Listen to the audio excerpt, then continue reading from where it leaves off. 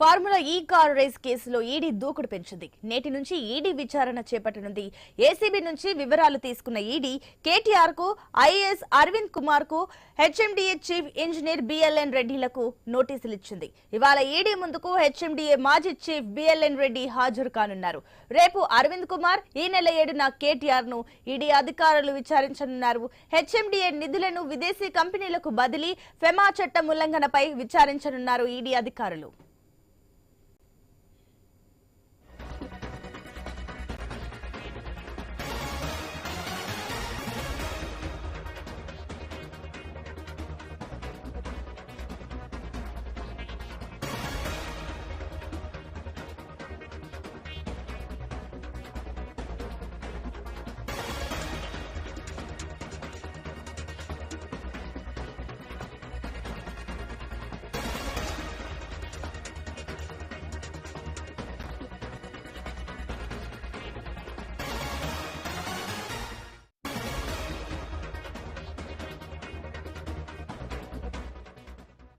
Formula ఈ car race కేసులో ED దూకుడు పెంచింది.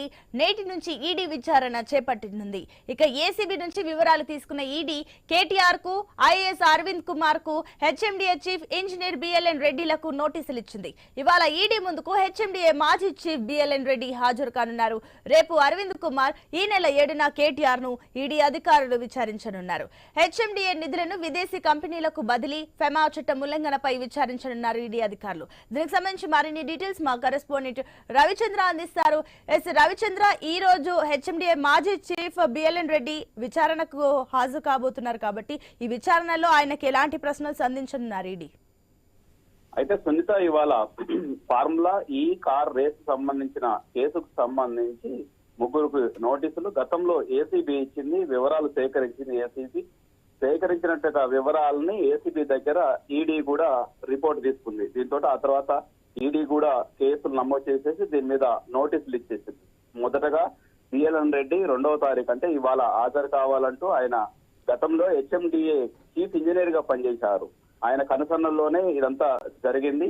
ఆయన నుంచి రిపోర్ట్ తీసుకోవాలా, విచారణ చేపడుతున్నందుకు మొదటగా ఈడీ బిఎల్ఎన్ రెడ్డిని ఆహ్వానించింది. బిఎల్ఎన్ రెడ్డిని ఇవాళ పిలిపించింది. ఇవాళ నోటీసులు ఇచ్చింది. ఆయన మరో గంటన్నరలో ఆయన ఈడీ ఆఫీస్ కు వస్తారు. ఆయన్ని విచారణ చేస్తుంది ఎన్ఫోర్స్మెంట్ డైరెక్టరేట్. ఆ తర్వాత రేపు వచ్చేసి అరవింద్ కుమార్, ఈయన ఐఏఎస్ ఆఫీసర్. ఈయన గతంలో అప్పట్లో బీఆర్ఎస్ ప్రభుత్వంలో ఆయన మున్సిపల్ శాఖకు సంబంధించి చీఫ్ సెక్రటరీగా పనిచేశారు. ఆయన కూడా ఇందులో ఈ సుమారు 55 కోట్లకు వ్యవహారాలకు సంబంధించిన అంశంలో, ఫార్ములా ఈ కార్ రేస్ సంబంధించిన అంశంలో ఆయన కూడా నిర్ణయం తీసుకున్నారు. ఆయన ఎందుకు నిర్ణయం తీసుకున్నారు, ఎవరి ఆదేశాల మేరకు తీసుకున్నారన్న కోణంలో ఆయనను రేపు విచారిస్తారు. అరవింద్ కుమార్ ను రేపు విచారిస్తారు. 7వ తేదీన కేటీఆర్ ను పిలిపిస్తారు. కేటీఆర్ ను కూడా విచారణ చేపడతారు. కేటీఆర్ కూడా ఈ అంశంలో మాట్లాడారు. ఏదో ఒక వంక పెట్టేసి నా మీద కేసులు పెట్టాలనే చూస్తుంది, అరెస్ట్ చేయాలని ప్రభుత్వం చూస్తుంది అంటూ, రేవంత్ రెడ్డి ప్రభుత్వం చూస్తుంది అంటూ ఆయన కూడా నిన్న కూడా వ్యాఖ్యలు చేశారు. కేటీఆర్ 7వ తేదీన ఈడీ ముందు విచారణ చేపడతారు. మరొక అంశం ఏంటంటే ఏసీబీ అనేది రాష్ట్ర పరిధిలో ఉంటుంది. ఈ ఎన్ఫోర్స్మెంట్ డైరెక్టర్, ఇది ఈడీ అనేది కేంద్రం పరిధిలో ఉంటుంది. ఓ పక్క రాష్ట్ర ప్రభుత్వానికి సంబంధించిన దర్యాప్తు సంస్థ ఏసీబీ చేపడుతుంది ఈ కేసుని విచారణ. మరో పక్క కేంద్ర ప్రభుత్వానికి సంబంధించిన ఈడీ కూడా, అంటే జాతీయ స్థాయిలో ఉన్నట్టుగా ఈడీ కూడా దర్యాప్తు చేపడుతుంది. 2 విధాలుగా ఇప్పుడు ఈ కేసు సంబంధించి ఫార్ములా ఈ కారు రేసుకు సంబంధించిన విషయంలో ముగ్గురు కూడా A1లుగా ఉన్నారు. ముగ్గురు A1, A2, A3గా. కేటీఆర్ A1 గా ఉన్నారు, అరవింద్ కుమార్ A2 గా ఉన్నారు, బిఎల్ఎన్ రెడ్డి A3 గా ఉన్నారు. ఈ ముగ్గురు విచిత్రం ఏంటంటే 2 విషయంలో, అటు ఏసీబీ విషయంలో కావచ్చు, ఈడీ విషయంలో కావచ్చు, సేమ్ అదే విధంగా విచారణ ఉంది. ఇలా ముగ్గురికి నోటీసులు ఇచ్చారు, ఏసీబీ కావచ్చు, ఈడీ కావచ్చు. ఇవాళ నుంచి దర్యాప్తు వేగవంతం చేసింది ఎన్ఫోర్స్మెంట్ డైరెక్టరేట్ అని చెప్పుకోవచ్చు. గతంలోని అటు ఏసీబీ కూడా విచారణ చేపట్టింది. నాంపల్లి కోర్టుకు ఈ విషయాలు కోర్టు దృష్టికి తీసుకెళ్లింది. అంతేకాకుండా హైకోర్టు కూడా రెస్పాండ్ అయింది. ఇదే అంశానికి సంబంధించి క్యాష్ పిటిషన్ కేటీఆర్ వేశారు. కేటీఆర్ వేసినట్టు క్యాష్ పిటిషన్ విషయంలో కూడా హైకోర్టు కూడా డైరెక్షన్ ఇచ్చింది. మేము చెప్పేంత వరకు, మేము ఆదేశించేంత వరకు కేటీఆర్ ను అరెస్ట్ చేయకుండా విచారణ చేపట్టండి.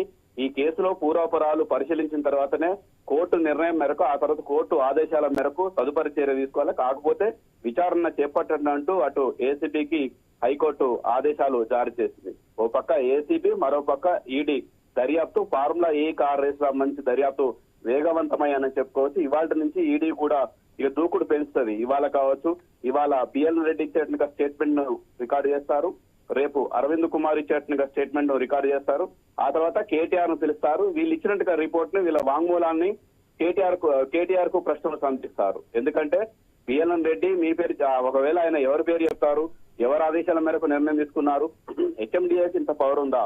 ఒకవేళ హెచ్ఎండిఏ తీసుకుందంటే హెచ్ఎండిఏకి అంత పవర్ లేదు. ఎందుకంటే అది క్యాబినెట్ అప్రూవ్ కావాలి, సెక్రటరీ రూల్స్ ఉంటాయి, సెక్రటరీ బిజినెస్ రూల్స్ ఉంటాయి, అది కూడా ఉల్లంఘించారు. ఆర్థిక శాఖ అనుమతి లేదు. అంతేకాకుండా క్యాబినెట్ మంత్రిమండలి నిర్ణయం కూడా లేదు. అలా కాకుండా ఎలా నిర్ణయం తీసుకుంటారన్న విషయంలో కూడా ఈడీ ప్రశ్నలు సంధించేందుకు అవకాశం ఉంది.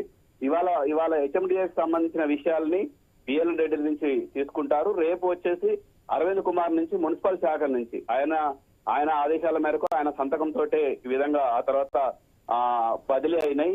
యూకేకి సంబంధించిన ఒక కంపెనీకి ఈ డబ్బులు వెళ్ళిపోయాయి. దీంతో వెళ్ళినట్టుగా రాష్ట్ర ప్రభుత్వం నుంచి వెళ్ళినటువంటి డబ్బులతోటి ఆ తర్వాత ఆర్బీఐ కూడా సీరియస్ అయింది. ఆర్బీఐ కూడా ఫైన్ వేసింది రాష్ట్ర ప్రభుత్వానికి.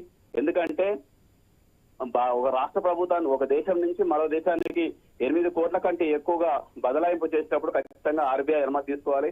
అలాంటిది ఏది తీసుకోకుండానే కేవలం ఒక మంత్రి ఆదేశాల మేరకు తీసుకున్నారా, అధికారులే నిర్ణయం తీసుకున్నారన్న కోణంలో కూడా ఇవాళ ఈడీ దర్యాప్తు ఇవాళ నుంచి మొదలు పెడుతుంది. Sunitha. Right Ravichandra, thank you.